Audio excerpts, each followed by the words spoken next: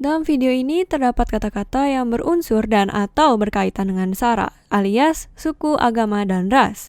Untuk kalian yang sensitif terhadap hal tersebut, aku ingin beritahu terlebih dahulu, aku tidak ada maksud untuk membeda-bedakan orang Indonesia berdasarkan latar belakang mereka. Aku hanya menggunakan kata-kata ini murni untuk menjelaskan jalan cerita dan memberikan sudut pandangku terhadap karya yang akan kubahas dalam video ini. Hai semuanya, hari ini setelah kita menjelajahi berbagai macam film dari berbagai negara, mostly Amerika dan satu Korea maksudnya, kita akan kembali ke tanah air tercinta dan membahas sebuah film, yaitu Bumi Manusia. Mungkin ada beberapa dari kalian yang sudah pernah nonton, ada juga yang gak peduli dengan film ini dan gak mau nonton, aku gak tahu. Kalau kalian pernah menempuh pendidikan lewat suatu tempat yang disebut dengan sekolah, mungkin kalian pernah mendengar kata Bumi Manusia. Bumi Manusia sendiri sebenarnya adalah sebuah novel sastra terkenal yang dibuat oleh almarhum Pramudia Anantatur.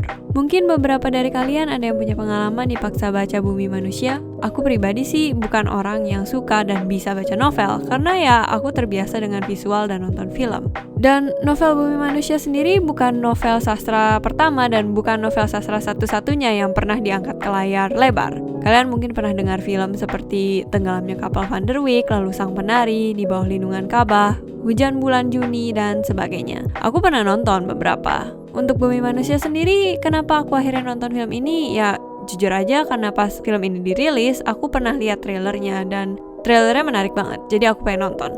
Oke, dibandingkan kita lama-lama lagi, let's just jump into the review. Novel sastra Indonesia pada umumnya berlatar di zaman penjajahan, yang mungkin udah lewat beberapa puluh tahun yang lalu. Mungkin ini membuat orang-orang kurang tertarik dengan novel sastra, selain karena bahasanya yang susah dimengerti, ya udah terlalu jadul aja. Dan tadinya aku juga merasa begitu.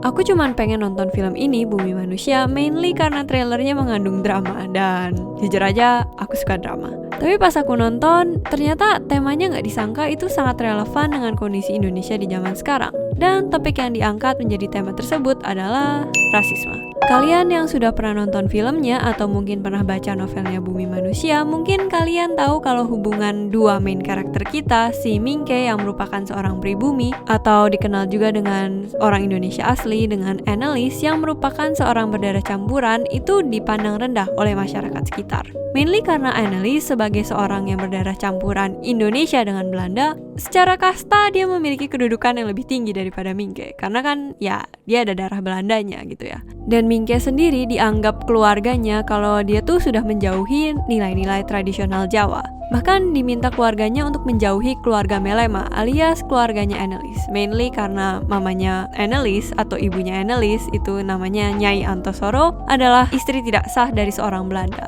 Dan Annelies itu ya setengah Belanda.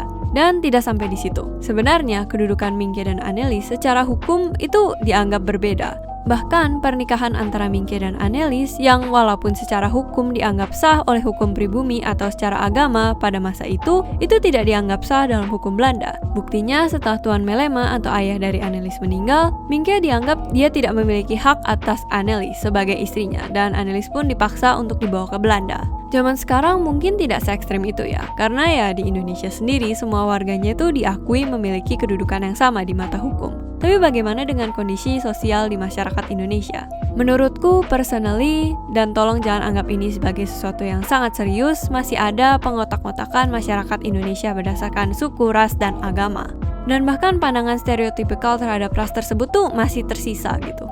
Itu kenapa aku merasa penggolongan di masyarakat berdasarkan sara tadi sayangnya merupakan hal yang sudah ada sejak zaman dulu. Dan entah kenapa terkadang masih tersisa sampai sekarang. Masalah yang masih tersisa inilah yang membuat Bumi Manusia itu rasanya sangat relevan.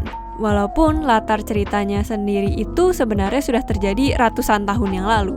Bumi Manusia punya plot yang gak ngebosenin dan menurutku cukup to the point. Memang kan diangkat dari novel yang berjudul yang sama, tapi menurut pengalamanku sendiri, memvisualkan sebuah naskah atau teks novel menjadi sebuah film itu butuh usaha dan otak juga. Jadi aku akan kasih kredit untuk mereka yang telah berjuang mengadaptasi novel ini menjadi film. Filmnya berdurasi 3 jam. Dan by the way, entah kenapa personally aku gak merasa bosan. Yang kayak, bosannya tuh aku terus-terusan ngecek progress bar filmnya biar tahu kapan filmnya itu bakal selesai. Secara alur sebenarnya Bumi Manusia ini tuh klasik banget. Kayak ada perkenalan, lalu ada climax, penyelesaian. Ya pokoknya tipe-tipe alur yang sering kalian temuin di buku pelajaran bahasa Indonesia kalian. Membuat alur ceritanya gampang diikutin dan gak ngebingungin. Ini menurutku agak berlawanan dengan film-film modern atau film-film zaman sekarang yang cenderung menggunakan efek kayak flashback, lalu fokus ke side karakter lain dan sebagainya. Di film Bumi Manusia ini, kita lebih fokus ke point of view Mingke, main karakter kita. Dan kita fokus ke bagaimana sikap dia menghadapi masalah yang dia hadapi, bagaimana perasaan dia selama itu, dan sebagainya. Walaupun alur cerita yang super simple ini menyebabkan proses menuju klimaksnya itu super lama.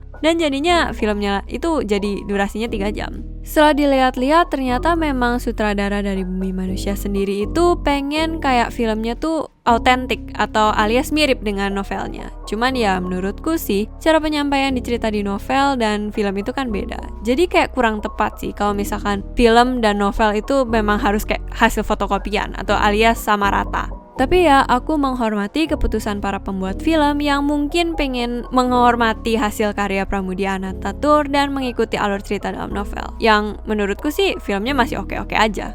Overall, aku suka sih dengan plot film Bumi Manusia ini, khususnya karena tema plotnya yang menarik. Walaupun alur ceritanya tuh kayak super lama dan panjang, menyebabkan durasi film ini pun juga jadi panjang. Aku kasih film ini 6 dari 10 botol susu. Visual aside, aku bener-bener rekomen buat kalian yang belum pernah nonton film ini untuk coba nonton. Temanya bagus dan mungkin bisa dijadiin bahan refleksi juga ya sebagai orang Indonesia. Tapi film ini cukup dewasa sih, mereka mengandung kekerasan dan kayak bahkan ada kekerasan seksual. Jadi kalau kalian cukup sensitif dan kalian masih belum cukup umur, tolong jangan nonton, oke? Anyway, jangan lupa subscribe, like videonya, dan aku shutdown dulu ya. Dadah!